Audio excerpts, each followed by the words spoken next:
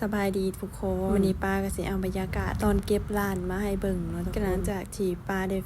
เปิดร้านให้เบิ่งเนาะทุกคนก็มีคนถามว่าอยากเห็นตอนเก็บร้านได้เฮ็ดว่าได้แน่จังซี่ก็ได้มาเฮ็ดคลิปให้เบิ่งแล้วเด้อทุกคนก่อนอื่นป้าก็ต้องขอบใจคนที่เข้ามาเบิ่งเด้อแล้วก็กดติดตามป้านำเด้อพอฮอดเวลาเก็บร้านแล้วเฮาก็จะเก็บมาล้างแบบ4เลยเด้อทุกคนเก็บร้านก็เก็บ2ผัวเมียเฮาเลยนะเพราะว่าเฮาอยู่กัน2คนนั่นนะก็จะซอยกันล้างเด้อทุกคนป้าก็ล้างของใส่ต่างๆเนาะในเทเพิ่นก็ล้างหม้อสินะซอยกัน2ผัวเมียทุกคนการที่เฮาได้คู่ชีวิตดีก็ถือว่าโชคดีอยู่ในทุกคนต่างคนต่างบ่ติดลิ้นติดเที่ยวมีหยังก็กิน2คนผัวเมียเลิกงานมาอาบน้ำนอนบ่ได้ไปลิ้นไปเที่ยวใส่เลยทุกคนก็มีอยู่บางทีแบบนานๆเฮาไปทีแบบเฮาไปดูเฮา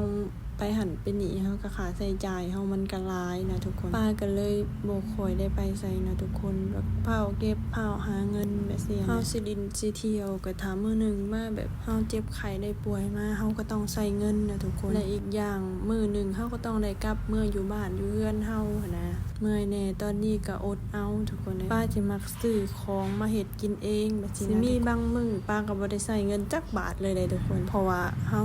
กินอยู่นำเขาสินะบางทีเฮาเบื่ออาหารร้านเฮาก็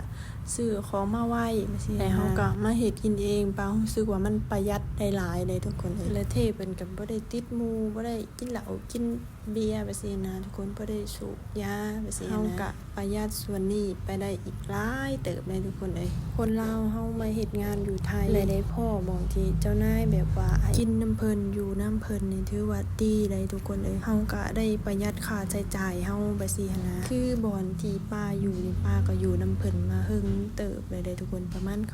5 ปีกว่าได้และเจ้านายเพิ่นก็โอเคนะทุกคนบ่ได้มาแบบอันนี้น้ำเฮาแบบจุจิจุกจิกเฮาแบบซี่หั่นนะปล่อยเฮาอยู่แบบอิสระแบบบ่ต้องมากดดันเฮาหั่นนะทุกคนเวลาของเบิดเฮาก็จะบอกเพิ่นนะทุกคนแล้วเพิ่นก็จะมาส่งของให้เฮาหลังจากที่ป้าเก็บร้านแล้วป้าก็จะมานับเงินแล้วก็ส่งรูปให้เพิ่นทุกคน